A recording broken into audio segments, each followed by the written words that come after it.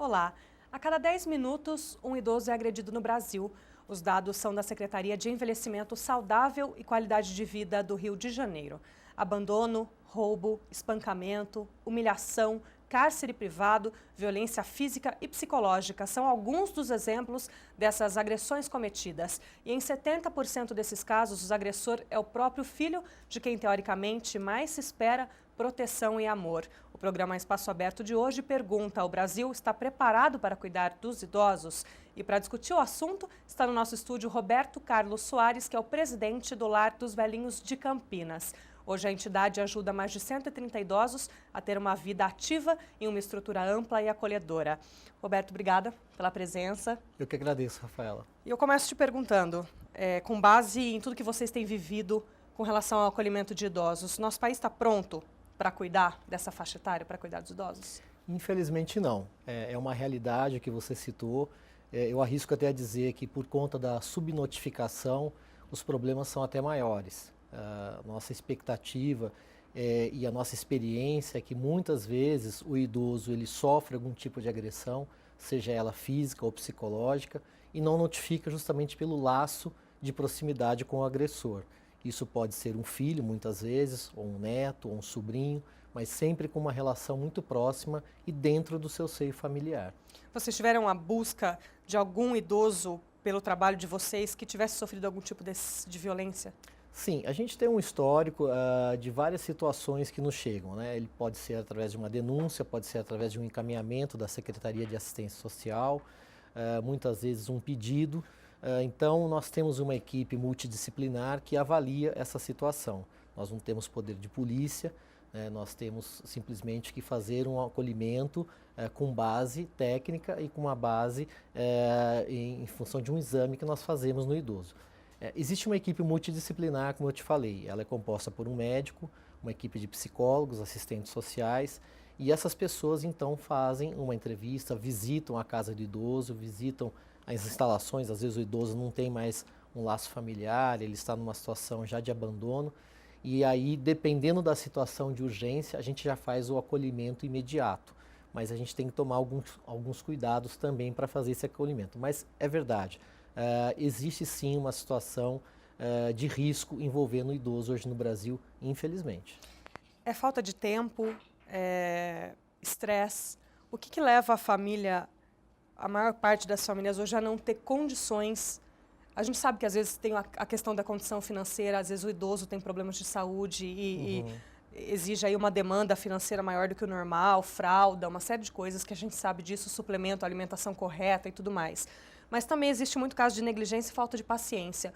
Por que as famílias hoje estão tão impacientes para tolerar e cuidar do idoso dentro de casa? A gente imagina que é uma questão de valores realmente, não necessariamente de classe social. Muitas vezes a gente nega o acolhimento ao idoso porque a família tem totais condições de mantê-lo financeiramente, mas a gente dá apoio para esse idoso.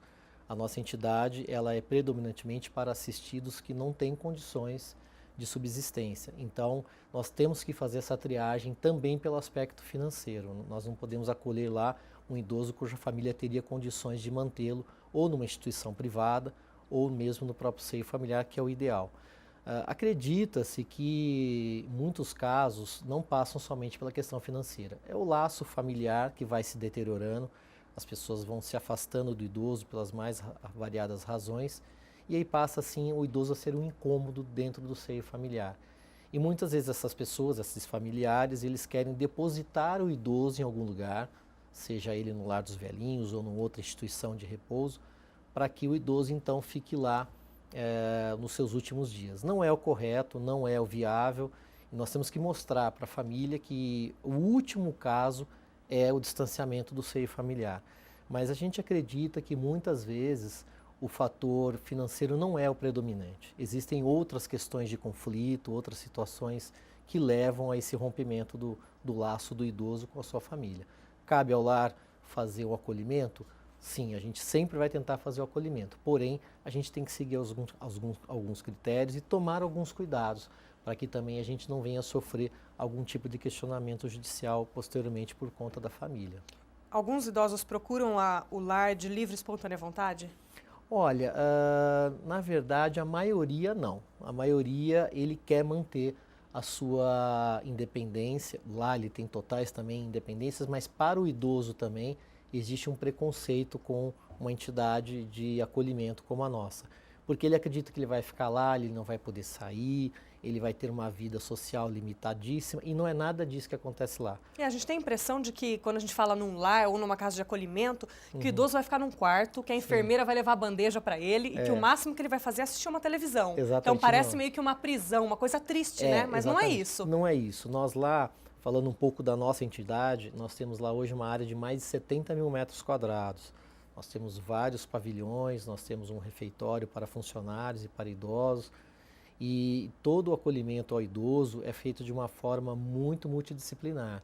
Ele tem lá um educador físico, nós temos um cinema, nós temos um centro geriátrico, onde se faz atendimento psicológico, de terapia ocupacional, de um atendimento de emergência médica também. Nós contamos com um ambulatório equipado para uma emergência médica. Nós não somos da área de saúde, mas nós temos um ambulatório lá que não fica devendo nada para uma área de saúde. Então nós temos um pronto atendimento de emergência lá dentro, temos desfibrilador, temos oxigênio, mas nós não utilizamos isso com frequência.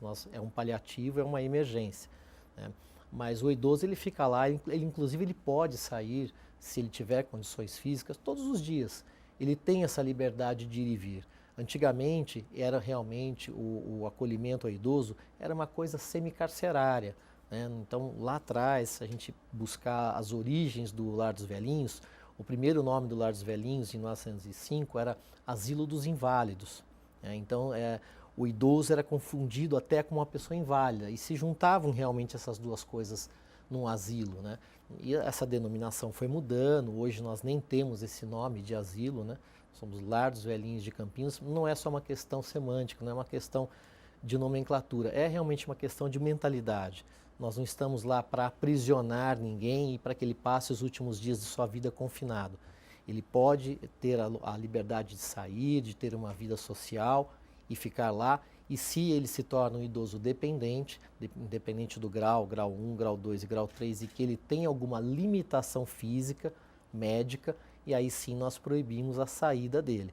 Mas esses graus são determinados por isso? Isso, exatamente. Existe uma graduação determinada pela Anvisa, e o idoso independente é o grau 1, vai até o grau, passando pelo 2 e pelo 3, que seria o totalmente dependente. Que é esse idoso acamado, um idoso vítima de um AVC, que aliás não é nem o escopo da nossa instituição. Nossa instituição ela é ligada à assistência social e não à área de saúde. E nós devemos acolher a princípio e estatutariamente o idoso independente. É lógico que o idoso entra independente e muitas vezes ele vai se tornando dependente.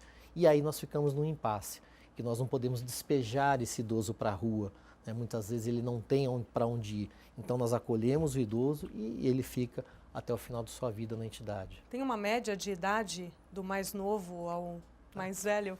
Essa média, ela por volta hoje de 80 anos. Né? Nós temos lá idosos próximos dos 100 anos, idosos na faixa de 70 anos, mas a média hoje de idade é de 80 anos, acima da expectativa de vida do brasileiro. Mas é uma idade que a gente tem idosos já nessa média muito debilitados e idosos extremamente ativos e que têm totais condições de ir e vir, né? Existem os dois públicos lá dentro. Quando eles chegam na entidade, é difícil a adaptação? Tem um apoio psicológico? Porque eu imagino que, mesmo que seja uma família teoricamente amorosa, acolhedora, mas que diga, olha, chegamos à conclusão de que, por conta de uma série de coisas, é inviável manter esse idoso em casa, acho mais confortável que ele fique num lugar, enfim. Mesmo, a princípio ele chega ali perdido, né? Como que é feita toda essa existe uma integração do idoso com o restante dos seus pares. Ele vai ficar num pavilhão dependendo do seu grau de dependência física. Então tem o pavilhão dos independentes, dos semi-independentes e dos dependentes. E ali ele vai se familiarizando, existe um acompanhamento psicológico, existe um acompanhamento de assistência social. E nós temos os cuidadores e enfermeiros também. Então esse idoso ele é paulatinamente integrado às atividades. A maioria se adapta muito rápido. Existe sempre o preconceito do próprio idoso, como ele será recebido na entidade. mas isso é muito rápido, a mudança de postura dele, e muitos rapidamente entendem a proposta, o nível de acolhimento que ele recebe lá dentro, e ele tem total liberdade, inclusive, de não se sentir bem e passar isso para a entidade ou para a família, se é que ele tem algum laço ainda com a família. Então, uma vez admitido, o idoso também pode deixar a entidade, desde que ele tenha para onde ir e que a família o acolha ou alguma pessoa próxima a ele o acolha. Ele não está lá em cárcere, né? Ele está lá de livre e espontânea vontade. Inclusive, um detalhe, Rafaela, uma das entrevistas que nós fazemos para o acolhimento, o idoso ele fica sozinho com o assistente social ou com a psicóloga, para a gente entender exatamente se é o desejo do idoso ser acolhido na entidade. Se o idoso nessa entrevista, neste momento que ele encontra-se sozinho, com um dos nossos profissionais, ele alega o desejo de não residir na entidade, o processo é interrompido. Nós comunicamos à família que não é desejo do idoso morar na entidade, a não ser que realmente ele não tenha laço familiar nenhum, esteja numa situação de abandono, de fragilidade, e sofreu algum tipo de violência doméstica, um morador de rua, alguma coisa assim, aí a gente tenta acolhê-lo mesmo assim, mas nunca obrigatoriamente. As famílias visitam esses idosos? Infelizmente, muito pouco. A gente tem famílias que mantêm o laço com o idoso, mas nós temos também exemplos de abandono total.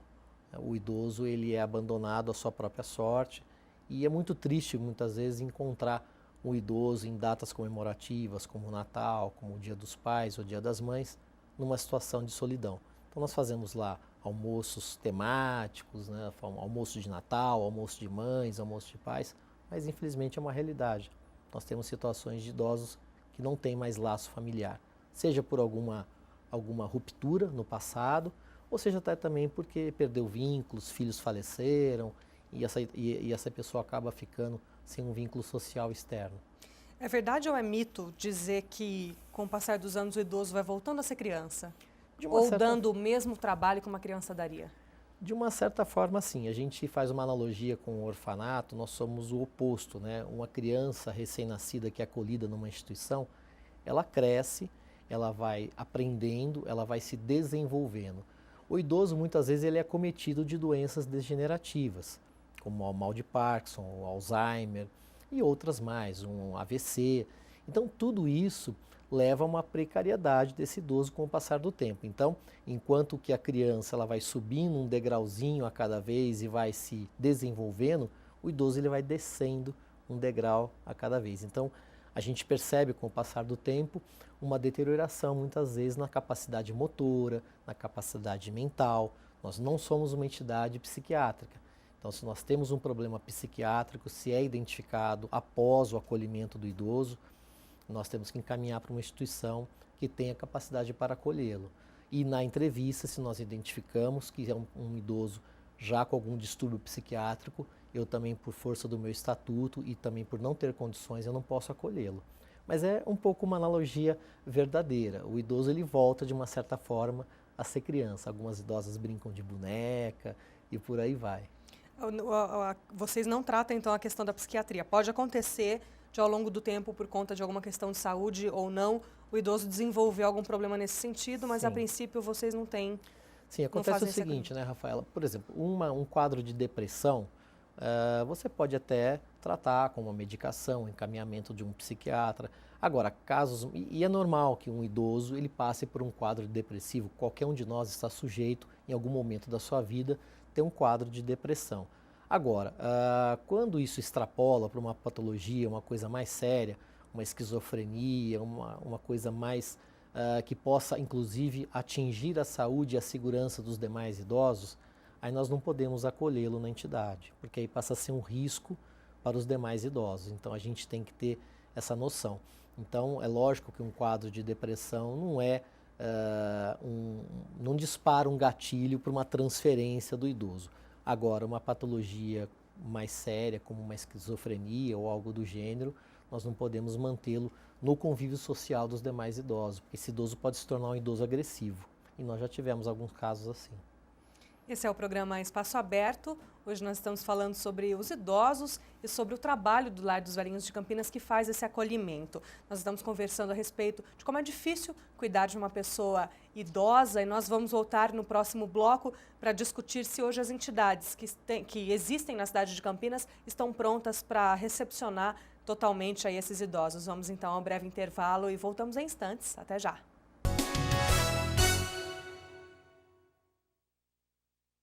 Você fica constrangido quando encontra uma pessoa com deficiência? Então, está na hora de mudar. Deficiência não é doença e essas dicas são para você. Ao conversar com o cadeirante, procure sentar-se. Assim, vocês mantêm a mesma linha do olhar. Para ajudá-lo a subir um degrau, segure a cadeira com firmeza e incline para trás, levantando as rodinhas da frente. Para descer, faça a manobra de marcha ré, sempre apoiando para evitar solavancos. Mas nunca movimente a cadeira sem antes pedir permissão ao cadeirante.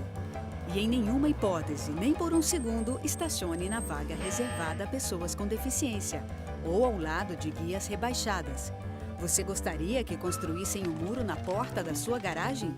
Pois é, quando você estaciona em lugares reservados, está impedindo que o deficiente físico se locomova. Cidadania é saber conviver com as diferenças.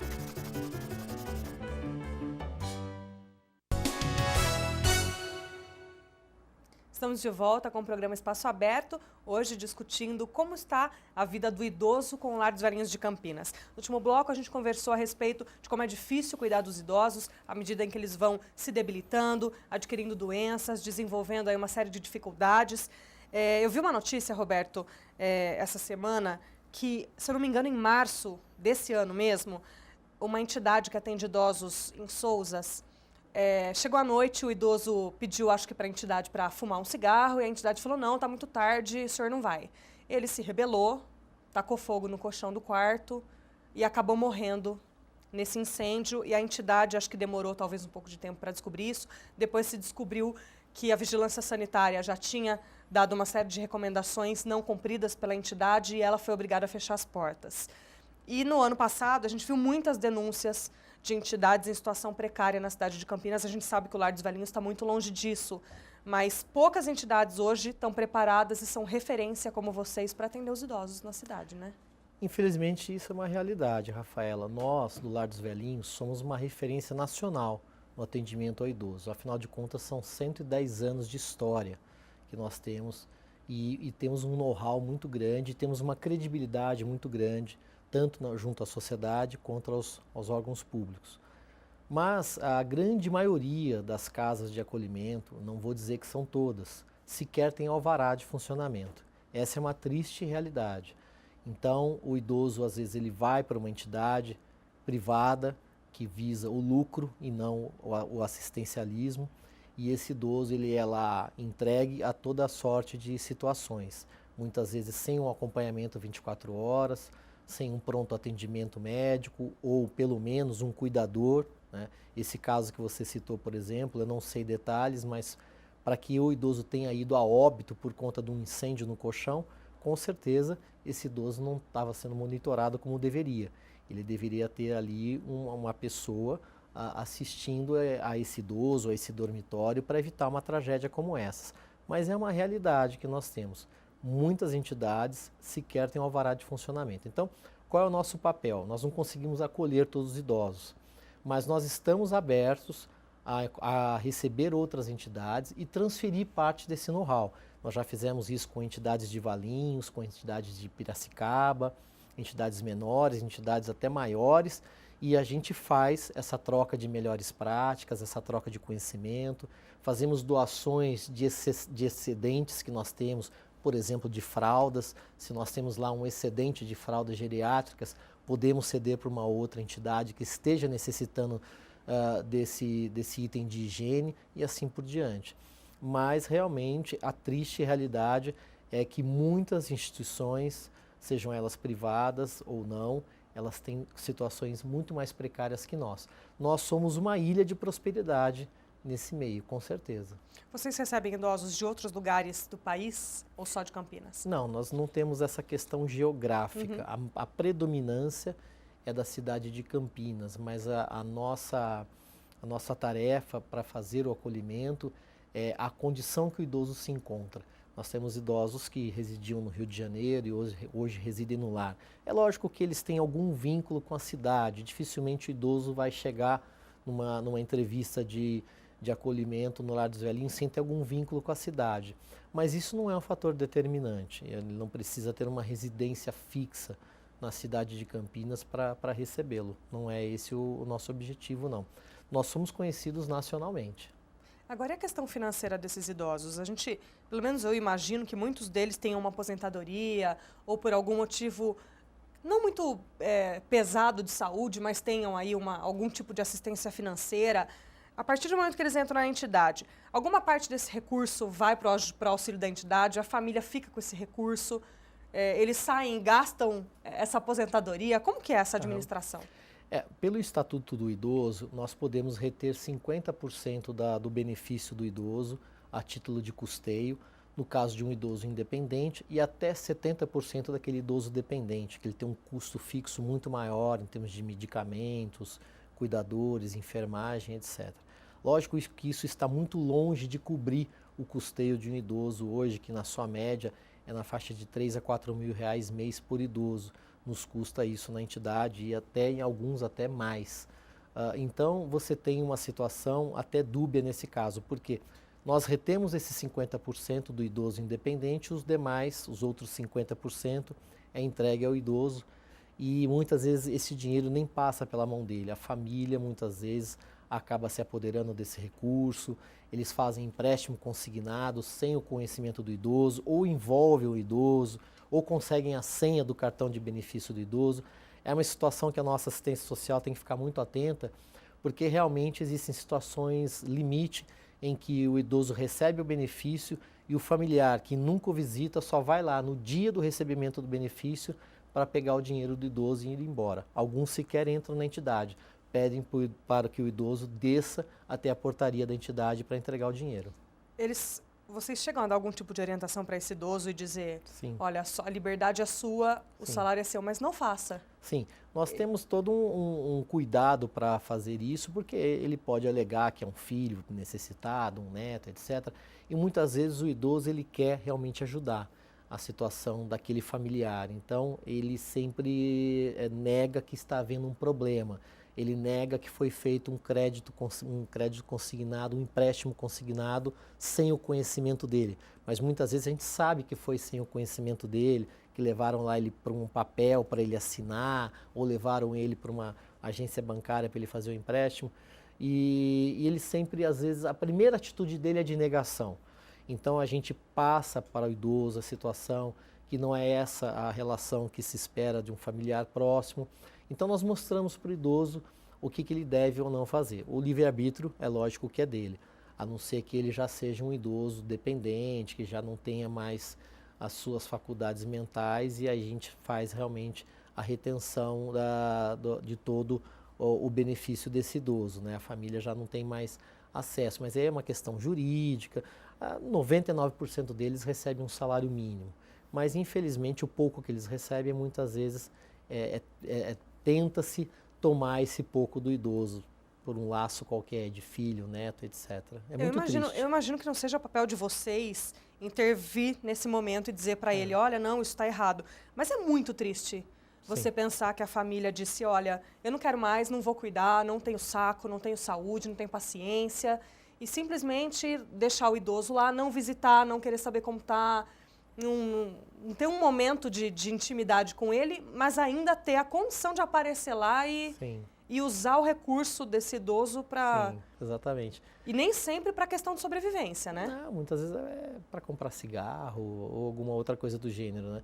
E vou até mais longe, às vezes nos casos de óbito, o idoso perde o vínculo, quando ele não tem uma família próxima, nós providenciamos todo o enterro junto à CETEC e tudo mais, fazemos o velório, A CETEC dá algum apoio com relação a isso, de fazer os enterros? Sim, nós temos um apoio da CETEC e quando então o idoso vem a óbito, nós tentamos localizar algum parente. E às vezes o parente que a gente consegue localizar, ele vem atrás do dinheiro, vê se o idoso deixou algum dinheiro, deixou alguma coisa. Embaixo do travesseiro, embaixo do colchão. É uma situação surreal. Então, o idoso não tinha um vínculo e passa a ter um vínculo após o óbito. A pessoa se apresenta, às vezes até com um advogado constituído, tentando ver se o idoso tinha uma poupança, se ele guardava um dinheiro na entidade e tudo mais. Então, é uma situação realmente muito desagradável que muitas vezes acontece. A pessoa não tem o vínculo, mas ela quer ter ainda algum benefício. Tem muitos idosos que vão a óbito dentro Sim. da entidade? Como eu falei para você, a maioria dos idosos, nós somos uma instituição de longa permanência. Então, isso significa que ele pode ficar lá até o final da sua vida. Às vezes o idoso ele sai de lá para ser acolhido por uma família ou por um ente querido no seu momento final, mas é muito raro. A maioria vai a óbito na entidade realmente. E qual que é o preparo de vocês para lidar com isso? É difícil, né? Você conviver com aquele idoso, alimentar ele, cuidar, limpar, dar banho. Sim. E de repente ele... Que a instituição vira uma família, né? Na questão do acolhimento. Aí é difícil fazer essa perda, né? É muito difícil você conviver com a perda. Nós temos profissionais, nós temos pessoas que estão preparadas para esse momento, né? Nós temos médicos, enfermeiros, cuidadores, mas mesmo para eles é muito difícil. Eu sou um diretor voluntário, não sou um executivo contratado, então eu vou lá doar o meu tempo, mas nós temos lá um quadro de funcionários fixos na entidade, nós temos hoje cerca de 170 funcionários em regime de CLT. Nossa, é mais funcionário que idoso, mas tem que ser, né? Tem que ser. Nós temos demanda. Atendimento 24 horas, né? Nós temos que seguir turnos, existe também um indicador de atendimento ao idoso, quantidade de pessoas que tem que atender, quantidade de idosos por funcionário. Nós temos toda uma adequação junto à Anvisa para que a gente não tenha nenhum tipo de problema. Então nós temos mais idosos, mais funcionários do que idosos por conta dessa complexidade no atendimento. Já que o objetivo de vocês é ser uma entidade de longa permanência, qual foi o tempo mais cumprido aí que um idoso chegou a cumprir dentro da entidade? Olha, eu não consigo dizer para você o caso maior de tempo, mas nós tivemos recentemente um idoso que veio a óbito, e na verdade os critérios de admissão no passado eram muito informais. Então nós tínhamos lá, às vezes, uma pessoa que entrava na entidade por uma situação de abandono, mas ainda sequer ele era idoso. Então nós já tivemos casos de idosos que residiram no lar por mais de 40 anos. Na verdade, eles não entraram idosos lá. Hoje isso não acontece, né? Nós temos Tem um mais corte, rigor, né, para fazer as coisas. Um corte etário, né? Então a faixa etária que nós admitimos é acima de 65 anos. Mas raramente um idoso é admitido nessa idade, geralmente é acima disso. Mas nós já tivemos moradores lá que moraram por mais de 40 anos na entidade. Agora a gente conversou um pouco sobre as atividades de vocês e um dos objetivos de vocês é trazer a questão da qualidade de vida e do bem-estar para esse idoso, né? No dia 1º de outubro, para quem não sabe, foi o Dia Internacional do Idoso. E saiu um ranking aí, uma disputa em que o Brasil chegou a ocupar a 31ª posição entre 91 países que mediram aí a qualidade de vida e o bem-estar das pessoas com mais de 60 anos. E eles levantaram algumas demandas que mais preocupavam os idosos para a falta de qualidade de vida. O transporte, a educação, enfim. Por que a gente está tão distante assim no ranking? O que esse número significa para a gente, para vocês que lidam com os idosos? Olha, acho que a primeira questão, Rafaela, é uma questão demográfica mesmo. Aquela pirâmide etária que nós estudamos na escola, aquela pirâmide de um país jovem, ela já mudou. Então hoje a nossa pirâmide etária, ela já se assemelha a um país desenvolvido. Então ela já não tem aquela base larga de jovens e uma base estreita de idosos. Ela já tem um formato de uma pera, vamos dizer assim. Então ela já vai se assemelhando a uma pirâmide etária de um país desenvolvido. Porém, nós somos muito carentes em infraestrutura, tanto para o idoso quanto para a criança. Então, isso aí é reflexo realmente do país e do nível de preparo que o país tem para acolher essa população que está envelhecendo. A nossa população está envelhecendo e nós, infelizmente, não temos políticas adequadas para que isso seja, vamos dizer assim, amortecido, né, dentro da sociedade, com hospitais geriátricos, com mais instituições do porte e da expertise de atendimento como o Lar dos Velhinhos. Nós não temos realmente um preparo para esse envelhecimento pelo qual a sociedade brasileira está passando. Isso me preocupa muito para o nosso futuro aí, se, vamos dizer assim, as esferas públicas, tanto no nível federal, estadual, municipal, não se prepararem, o custo disso social será muito elevado nos próximos anos, não tenha dúvida disso. Se a gente tivesse que priorizar hoje políticas públicas para o idoso, o que é mais emergencial hoje? Porque quando a gente pensa num futuro para a minha geração, para a sua geração, que vai ser idosa daqui a alguns anos, daqui 20, 30 anos, o que é mais emergencial? Que se pense numa prevenção de saúde, que se pense numa atividade física para se ter qualidade de vida. O que é possível mudar agora? Porque nessa geração já não tem mais como, né? Para o idoso de hoje, eu acho meio improvável que a gente consiga fazer alguma mudança. Mas para uma futura geração de idosos, o que é prioridade? Eu acho que a prioridade é uma mudança de mentalidade. A partir daí você começa a estabelecer políticas públicas, você começa a adequar a estrutura de saúde, a estrutura hospitalar para receber o maior contingente de idosos, você ter um quadro clínico preparado para doenças específicas dos idosos. Então, todo esse conjunto de fatores é que vão determinar a qualidade de vida do nosso idoso nos próximos anos. É lógico que isso passa pelo investimento público, passa por uma maior parceria com empresas privadas. Nós temos hoje uma dificuldade muito grande de captação de recursos, por exemplo, com empresas, com pessoas jurídicas de grande porte, de médio porte. A nossa grande subvenção ainda vem da pessoa física.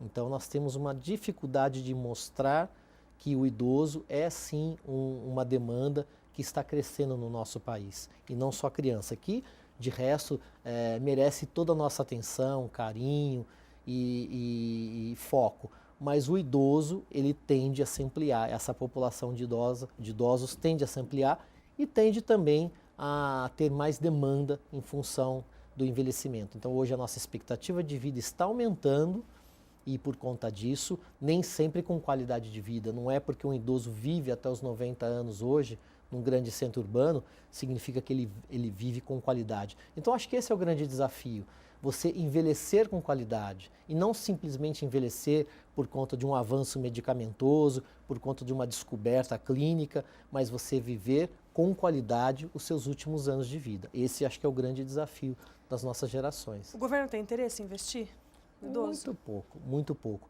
Eu costumo brincar que o idoso não ganha voto, não vende uma imagem para a empresa. É muito mais fácil você vender a necessidade de uma entidade que cuida de crianças, por exemplo, do que vender para um idoso. Muitas pessoas jurídicas não querem associar a sua marca a um idoso, por incrível que pareça. Ele acha que isso não é interessante do ponto de vista de marketing. E na esfera pública, a gente sabe que a demanda é enorme, que o orçamento é limitado e, por conta disso, a prioridade acaba não sendo o idoso.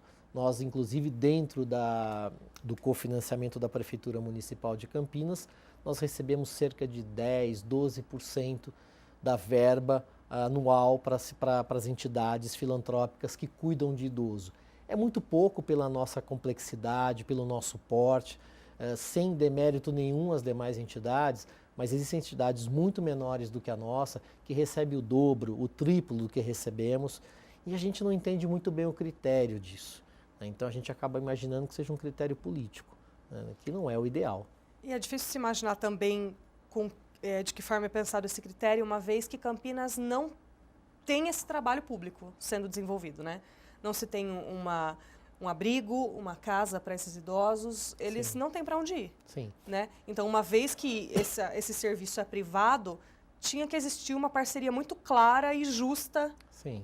com o poder público para poder desempenhar esse papel. Sim. Nós temos uma parceria com a Prefeitura Municipal de Campinas, mas ela precisaria ser incrementada, ela precisaria ser revista. Como eu disse para você no começo do nosso bate-papo, nós temos uma ligação com a Secretaria de Assistência Social e não com a Secretaria de Saúde.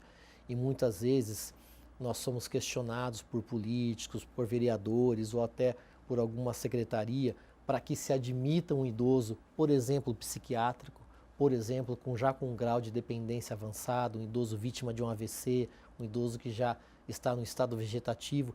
E esse é um papel que, em tese, seria de uma Santa Casa, por exemplo, de uma instituição de longa permanência na área de saúde. Esse idoso ele precisa de um outro atendimento, é uma outra complexidade, é um outro custo de manutenção. E nós não podemos acolher esse idoso e muitas vezes as pessoas nos procuram para fazer esse acolhimento. Concordo, porque não existe uma casa de acolhimento com essas características no município de Campinas, mas pensam no famoso jeitinho, né? E lá a conta gente não... é simples, onde come 10 não come 11, porque o idoso, se um idoso, como você disse, pela média, no mínimo 2, dependendo do idoso, chega a R$ 4.000 mensal o custo Sim. de um deles para a entidade, Sim. não é só mais uma pessoa para dormir e comer. Não, né? com certeza. Para ser cuidada. O nosso custeio mensal hoje lá é na ordem de R$500 mil. Nossa, é muito dinheiro. E a gente recebe... Os funcionários são remunerados? Os profissionais que atuam? Sim. Nós temos cerca de 170 funcionários em regime de CLT, nas mais diversas categorias, né, na parte de cuidadores, enfermagem, médico, psicólogo, assistente social, etc. Tem voluntários que atuam também ou não? Nós temos cerca de 100 voluntários, mas nós temos que também ter alguns cuidados para aquilo que o voluntário pode ou não fazer. Eu não posso permitir que o voluntário faça um atendimento de enfermagem ao idoso ou de cuidador do idoso, dê um banho no idoso, porque eu posso ter um problema jurídico com isso. É muita responsabilidade, então, né? o voluntário ele é muito bem-vindo na entidade, ele é muito bem acolhido na entidade, ele passa por um curso de capacitação de voluntariado. Nós somos afiliados à FEAC, a FEAC também capacita esse voluntário para a entidade, mas a gente tem alguns cuidados e alguns limites para esse trabalho voluntário. Existem alguns atendimentos que exigem uma complexidade e exigem uma responsabilidade legal da entidade, aí eu não posso permitir que esse trabalho seja voluntário. Mas a questão do voluntariado é super importante para uma entidade. Você ouvir um idoso, você passar uma tarde jogando palavra cruzada com um idoso, como algumas vezes eu já pude ter a felicidade de fazer, doar uma hora ou duas. Até, né? Eles têm e ouvir muita história para contar, com né? certeza, e são histórias de vida maravilhosas, a maioria delas. E isso daí é uma coisa que é muito interessante fazer. Então, o voluntário está doando o seu tempo para ouvir, para ajudar numa alfabetização, para ajudar numa sala de informática, enfim, para levá-lo ao cinema. Tudo isso é muito legal, mas a gente tem alguns limites do trabalho voluntário que a gente tem que tomar esse cuidado.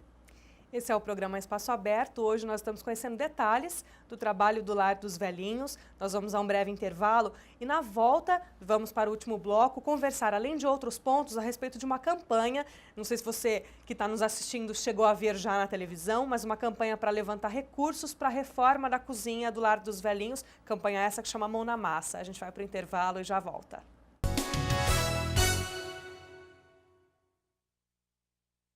Você fica constrangido quando encontra uma pessoa com deficiência?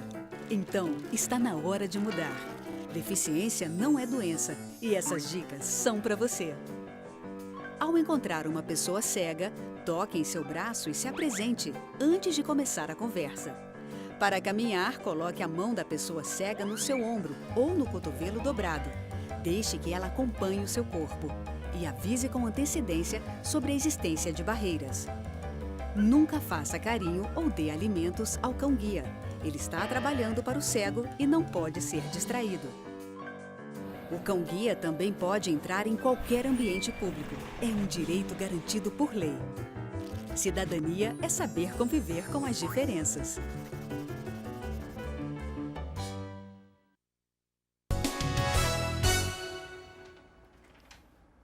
Estamos de volta com o programa Espaço Aberto e esse é o nosso último bloco. Antes da gente falar um pouco sobre a campanha Mão na Massa, Roberto, eu queria falar com você um pouquinho do mercado de trabalho. Eu tenho visto em alguns estabelecimentos, alguns idosos em trabalhos mais simples, de orientação, de ajuda e de apoio. É recente essa questão de se envolver o idoso no mercado de trabalho de uma forma um pouco mais ativa? A gente percebe que existem algumas oportunidades para o idoso no mercado de trabalho, principalmente por conta de uma situação de pleno emprego que a região metropolitana de Campinas vive. Então, hoje em dia, em algumas áreas, a gente percebe que existe carência de trabalhadores. E aí o idoso, muitas vezes, ele preenche essa lacuna. Já é um idoso, por exemplo, aposentado, um idoso que tem uma experiência de vida muito interessante, que já se dedicou 30, 40 anos para uma atividade profissional e ainda tem uma vitalidade muito grande. Então, por que não aproveitar esse idoso? E algumas empresas perceberam isso. Não tem nenhum caráter de benevolência. O idoso ele é tratado como um funcionário. E lhe dão uma oportunidade, mas também lhe dão os deveres da função e tudo mais. E a gente vê isso com muito bons olhos. Eu acredito que se o idoso tem capacidade, tem saúde e principalmente deseja se manter ativo com um trabalho, por exemplo, não tem problema nenhum. Ele é muito bem acolhido nessas empresas. Infelizmente são poucas, né? Não é ainda um quadro muito amplo dentro do escopo de empresas que nós temos aí. Agora, a gente conversou em um dos blocos a respeito da questão financeira dos idosos e você chegou a falar que o Estatuto do Idoso prevê que uma parte desse recurso, dessa aposentadoria, pode ir para a entidade para ajudar, né? Está previsto no Estatuto. E no ano passado, o Estatuto do Idoso completou 10 anos, né? Em 2013, no mês de outubro de 2013, inclusive, acho que dia 1º, que foi aí justamente no dia em que se comemora o Dia Internacional do Idoso. O quanto, para uma entidade do nível de vocês, que já tem aí mais de 110 anos de atividade, com um estatuto de 10 anos só de vida, o que o estatuto mudou? O quanto ele facilitou ou ajudou a vida do idoso de 10 anos para cá? Eu acho que ele é um primeiro passo. Essa lacuna que o Estatuto do Idoso veio a preencher é um primeiro passo para chamar a atenção da sociedade e chamar a atenção do poder público para o problema do idoso. Um mero estatuto não vai mudar a sociedade, mas ele chama atenção para alguns pontos e protege, dá um nível de proteção para o idoso. Essa questão do custeio, por exemplo, não cobriria os custos da entidade, mas permite que minimamente seja feito um custeio desse idoso. Agora, o avanço que a gente espera de um estatuto é que ele realmente seja cumprido, assim como o Estatuto da Criança e do Adolescente, na sua amplitude, na sua magnitude. E a gente sabe que no dia a dia a realidade acaba não sendo essa. A gente abriu o programa com dados dizendo justamente o contrário. Dados estarrecedores, né? Diga-se de passagem. Agora, com relação aos recursos ainda da entidade, a gente chamou o intervalo do último bloco para esse, anunciando uma campanha nova que o Lar dos Velhinhos está fazendo, que é a Bote a Mão na Massa, que é a campanha com o objetivo de reformar a cozinha do Lar dos Velhinhos. Quando que surgiu a necessidade de se pensar numa cozinha nova? Eu assisti o comercial de vocês, está muito legal, o chamamento para a campanha, está muito interessante, os idosos estão, parece que muito envolvidos naquilo, tá uma alegria, né, na chamada da campanha, ficou muito legal o vídeo. Quando que surgiu a ideia de se fazer essa campanha? Bom, na verdade nós temos um parceiro, que é a MGB, que já havia desenvolvido para nós uma campanha para a troca dos nossos telhados. Então, nos últimos 6 anos, o lar passou por profundas transformações. Nós fizemos toda uma adequação dos dormitórios. São dormitórios hoje, no máximo, com 4 idosos por dormitório, seguindo os critérios da Anvisa. Nós fizemos toda uma reforma interna nos dormitórios. Após isso, nós fizemos a reforma do nosso ambulatório, da nossa enfermaria. Então, hoje nós temos uma enfermaria lá, muito bem equipada, muito bem formatada para as nossas necessidades emergenciais. Repito, nós não somos um hospital, nós não somos ligados à área de saúde, mas nós precisamos ter um atendimento, um pronto atendimento, para que depois se faça o deslocamento desse idoso para um hospital de maior complexidade, seja o Mário Gatti, o Celso Pierro, ou Ouro Verde. Então, nós passamos por profundas transformações no nosso espaço. Então, nós hoje temos lá todos os nossos dormitórios reformados e praticamente todos os telhados da entidade foram trocados. É uma entidade já bastante idosa também e ela precisa de uma manutenção de tempos em tempos. Então, a necessidade da reforma do refeitório, ela surgiu porque nós estamos pensando para os próximos 20, 30 anos da entidade. Hoje, nós temos um refeitório que atende, nós não temos problema, não falta comida, não é nada disso. Temos uma nutricionista, nós servimos, para você ter uma ideia, Rafaela, cerca de 200 mil refeições por ano, são 5 refeições por dia, tanto o funcionário quanto o idoso podem fazer as suas refeições na entidade. Então, nós temos hoje um olhar estratégico para o futuro. E a nossa ideia é fazer esse refeitório, essa reforma, nos próximos 12 a 18 meses, para que nós estejamos preparados para os próximos anos, aí, que é o desafio da entidade. Então, é uma necessidade emergencial? Não, mas é uma necessidade para preparar a entidade, inclusive para acolher mais idosos, com qualidade. Qual vai ser o custo dessa reforma? Essa reforma tem um custo estimado de R$ 2 milhões. Nós temos uma cozinha central, que é uma cozinha industrial, você imagina servir 200 mil refeições por ano, a complexidade desse atendimento, são mais de 20 profissionais envolvidos, trabalhando em turnos, com a responsabilidade de uma nutricionista, e temos um refeitório para os idosos e um refeitório para os funcionários. Eles ficam em refeitórios separados, fazem as refeições em refeitórios separados. E nós vamos reformar toda essa estrutura. Essa reforma está estimada em torno de R$ 2 milhões. Nós conseguimos já um quarto desse valor, nós já conseguimos já com a doação, até por conta dessa campanha que acabamos de lançar. Já está o quê? Um mês no ar a campanha? Um pouco menos, mas a adesão nós já temos... Está sendo muito boa, como você falou, a campanha ficou muito bonita. E o apelo realmente é esse, né? A gente tem trazer para a sociedade um chamamento que é o seguinte: olha, existe a questão do idoso, né? Então por que não ajudar também ao idoso? É muito legal ajudar a criança, é muito legal ajudar as sociedades protetoras dos animais aí e tudo mais, é muito bacana, mas olha, existe também o idoso também precisa de você. A gente precisa pensar que de um jeito ou de outro todos nós vamos ser idosos em algum momento da nossa vida. Exatamente. A gente espera que com todo o conforto, qualidade de vida e amor que a gente deseja, mas não é a realidade de todo mundo e o lar está para provar isso. E para preencher essa lacuna.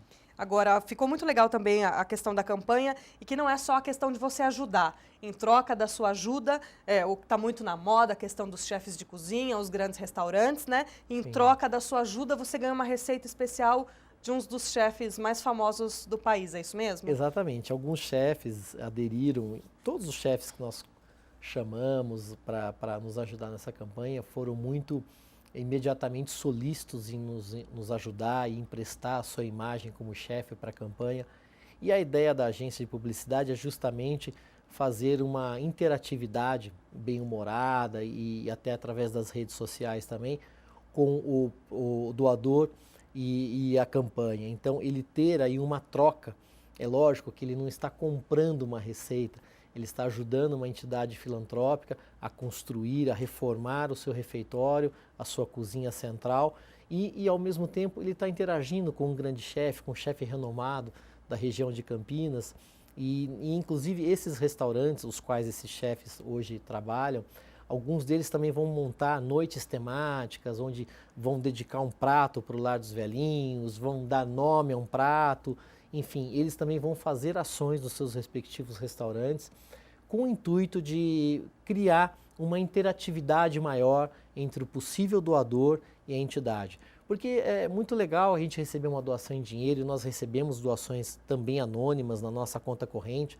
onde o doador sequer ele deseja o conhecimento, ele simplesmente doa pelo bem de doar, mas a gente gostaria muito também que as pessoas conhecessem a nossa entidade, que se não tem tempo para visitá-la fisicamente, que visitassem o nosso site, né? Nós temos aí um site muito preparado para mostrar, dar um overview no que é a entidade Lar dos Velhinhos de Campinas, que inclusive eu gostaria que depois a gente passasse para o nosso telespectador e assim a pessoa conhecer um pouco mais. O que eu estou falando de uma obra de R$ 2 milhões para uma cozinha? Qual é a complexidade disso? Qual é o tamanho da entidade? Uma entidade com vários pavilhões, com uma cozinha central, com uma lavanderia, que é uma lavanderia, praticamente uma lavanderia hospitalar. Nós temos lá todo um processo de higienização para essa lavanderia, não é uma lavanderia caseira que nós temos lá.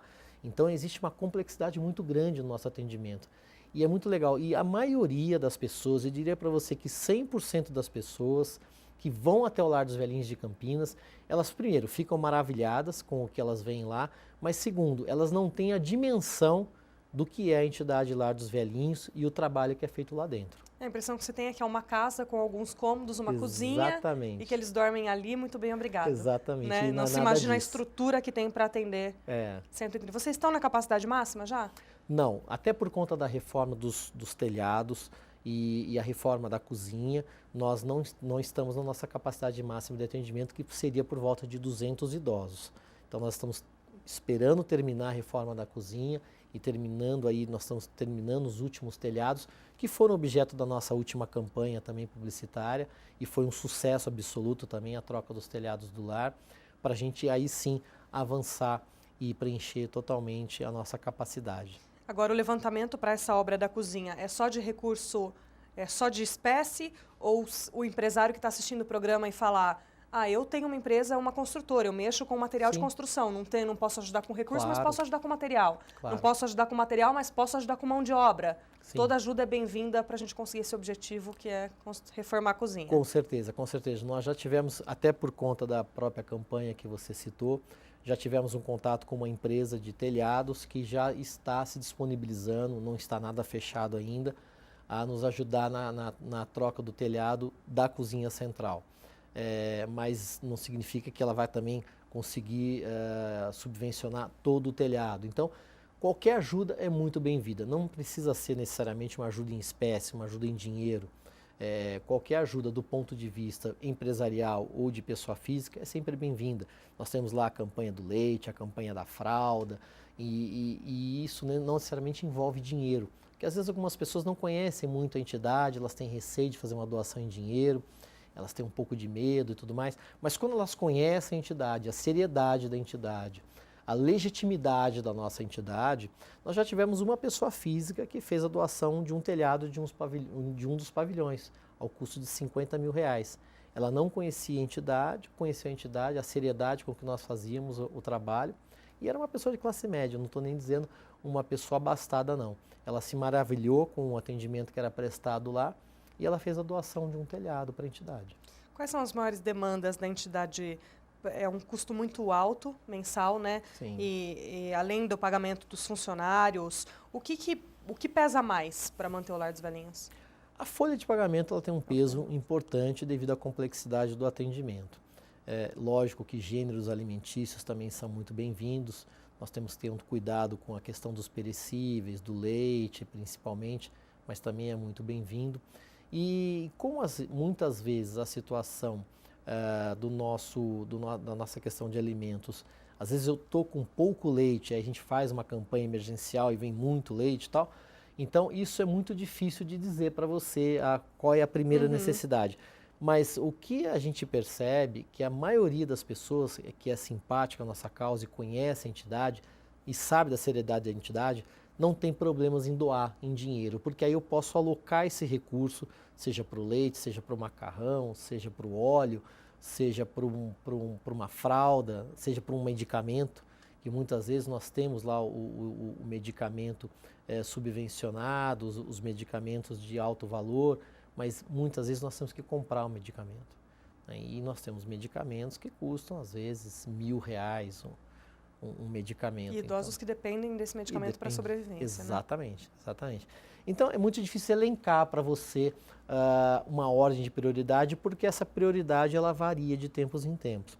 Agora, o nosso grande desafio com essa campanha é chamar a atenção da sociedade campineira e a sociedade do entorno e da região metropolitana de Campinas para essa reforma da cozinha central e dos nossos refeitórios. Depois da reforma da cozinha, o que mais precisa ser feito a médio prazo aí, digamos? Quais são os planos futuros para o Lar dos Velhinhos, para a gente poder encerrar o programa? Olha, o Lar dos Velhinhos, ele tem como principal missão o acolhimento assistido gratuito. Mas nós temos e queremos, ao final dessa reforma e finalizando a troca dos telhados, nós queremos abrir mais a entidade também para que o idoso, ele não necessariamente resida no Lar dos Velhinhos de Campinas, ele possa ter um acolhimento, por exemplo, diário, sem necessariamente dormir na entidade, sem necessariamente ser um idoso interno da unidade.